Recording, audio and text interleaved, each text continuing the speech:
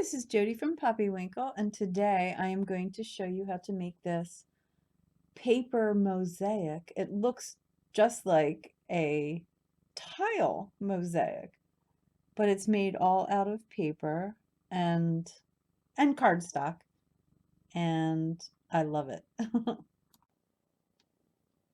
What I want to work on is a pretty cover for this. This is one of my ephemera storage journals.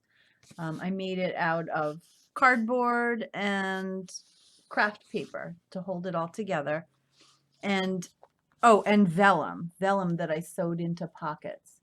And I keep my stickers and things in here arranged by color because that's how I like to work. But anyway, I'll leave a link to how I made this if you're interested in making one, because I love them. I love them.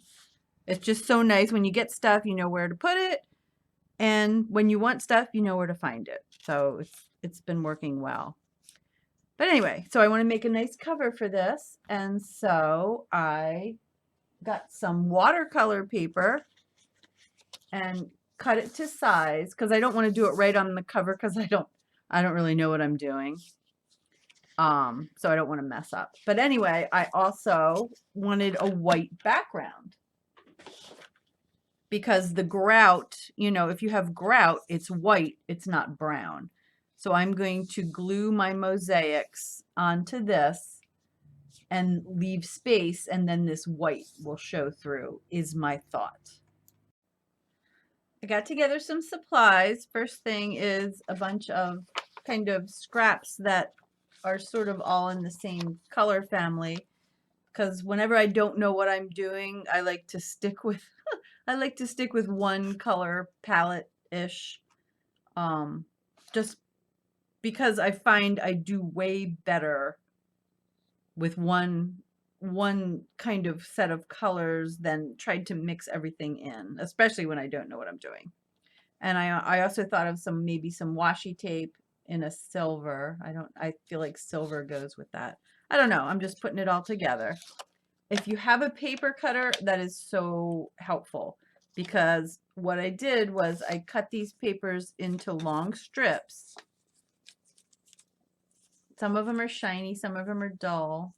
This is watercolor paper I painted. And I did it wasn't a ½ inch, it was a little less than a ½ inch wide. But I tried to make them all the same width.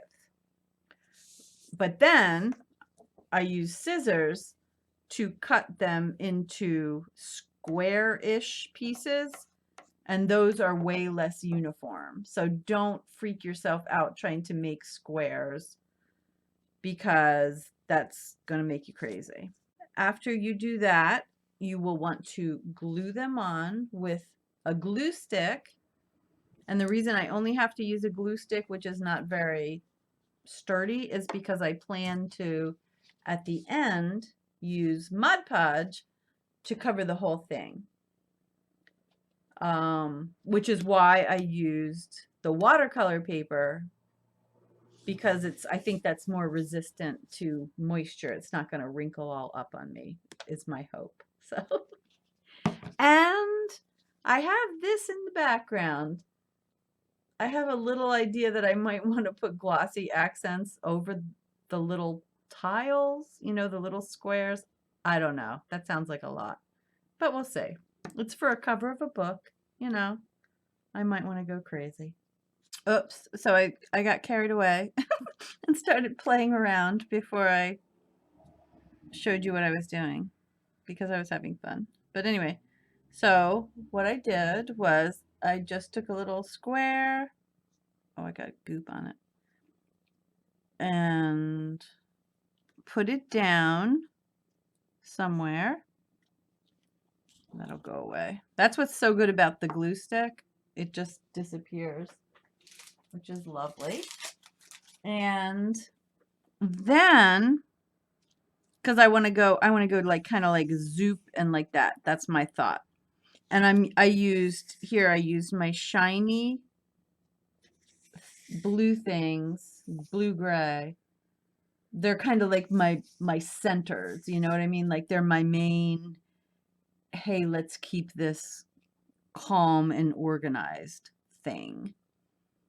And so I'm going to do one more that completes that. But anyway, so then after I do that, then I think, well, something needs to go right here.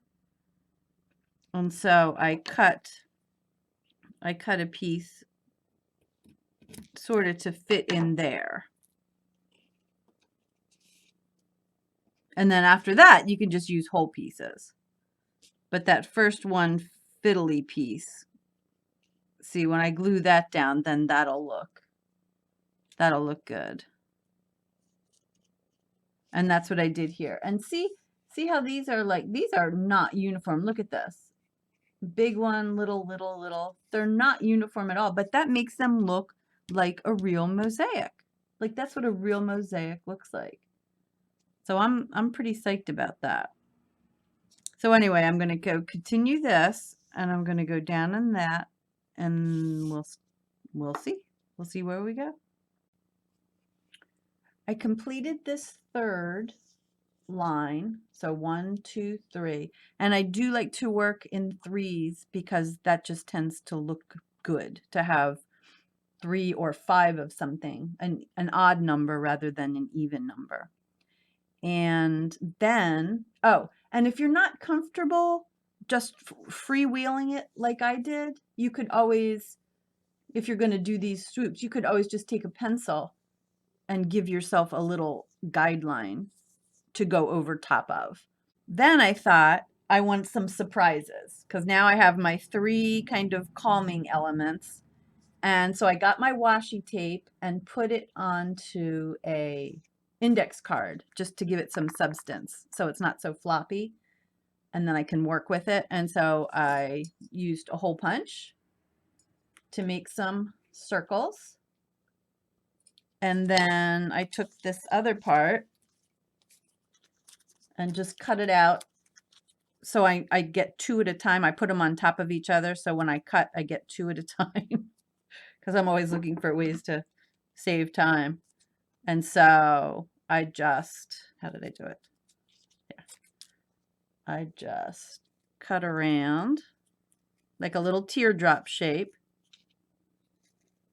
like that. And then I got 2 of them of the shiny silver. And so I didn't glue these down yet. I'm just playing around a little with that. And I am going to continue to play. So I decided where I wanted my little silver thingies, and I glued them down, and then I started filling in with some more of the watercolor with an occasional little purple one. I like that. And I figured out something, the best way to get these little fussy spots, because what I'm trying to do is I'm trying to pay attention to the grout line. The white space in between. So I'm trying to make this white space and these white spaces all kind of be the same. So anyway, so when I'm down here, I tried to make little things to fit in to take up that space, and it's so easy to do if you just take a craft knife. So here I ran over the edge and I want a white border. So I'm just going to take a craft knife and go right down gently, not all the way through, but all the way through that one piece. And then there I have my border. So that's what I'm going to continue to do. I don't know if I'm going to put anything else in here other than this. I don't know. I have to figure it out as I go. But this is, oh my gosh, it's so fun. I'm having too much fun. Here's a tip which I'm very happy about that I figured this out. Instead of using these already cut pieces for the little fiddly edges, use a strip. Use a part that you haven't cut yet, and you put the glue on, you know, just about a square's worth. And then you put it where you want it, and you have something to hold on to. You're not fiddling with a little tiny piece here. You have this whole piece to hold on to. and that will help secure it while you cut. So I want the white around the edge here. I'm not sure if I went far enough. Yeah, I did. So there I have my white edge, and then I want this edge to be white. So that's so much easier than trying to do it with an already cut piece.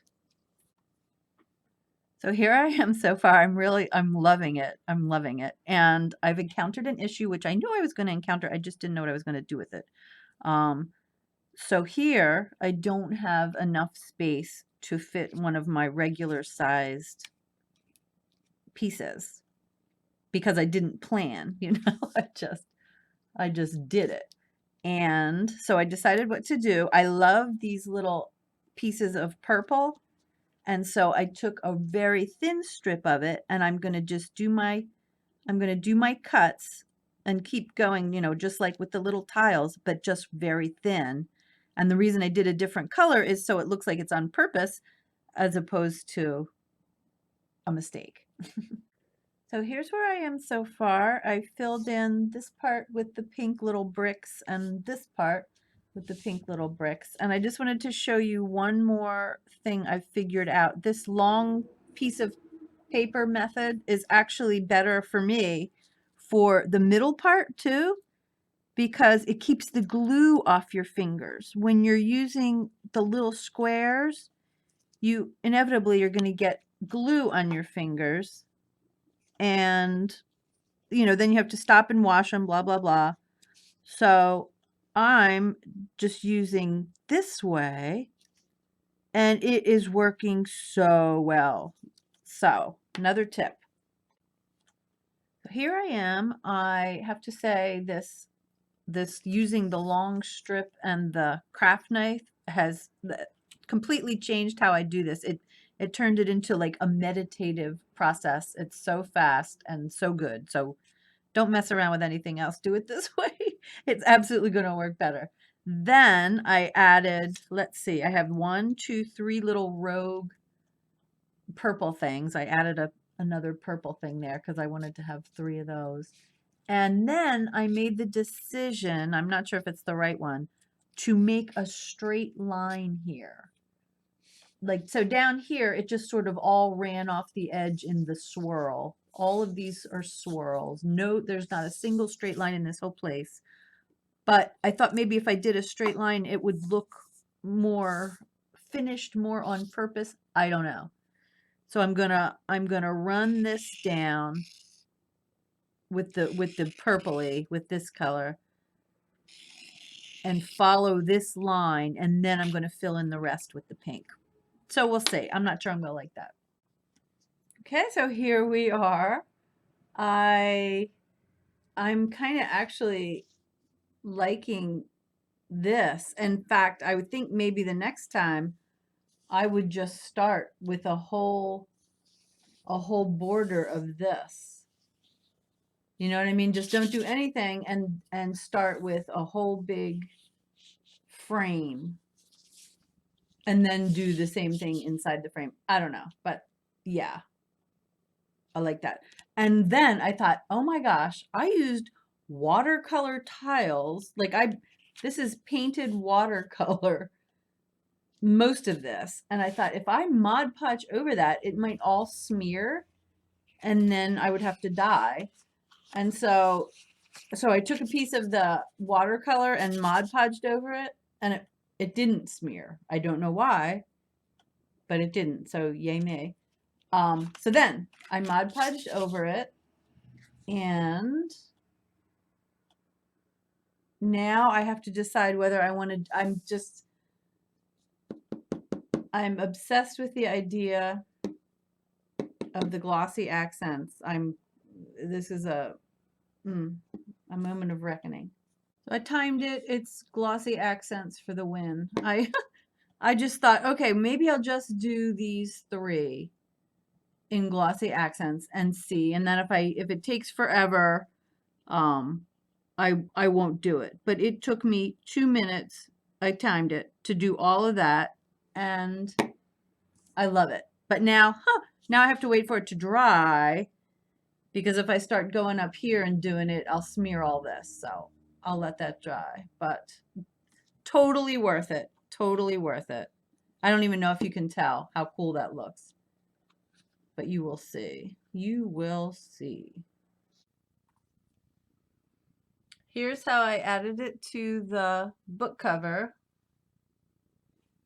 I put all these clips around, I glued under it and then put all these clips around it. And I was a little nervous that these would make marks on the glossy accents, these bulldog clips, and they did not. They did not indent it. However, it's been several days, so they are super, super dry. I would not try that unless they're super dry. So here's my book cover all finished. I had put corner protectors around it before I glued it on, and I added a little necklace up here with a little dangle, and I'm so happy with it. I love how this turned out. So if you give it a try and have any questions, let me know, and thanks for watching.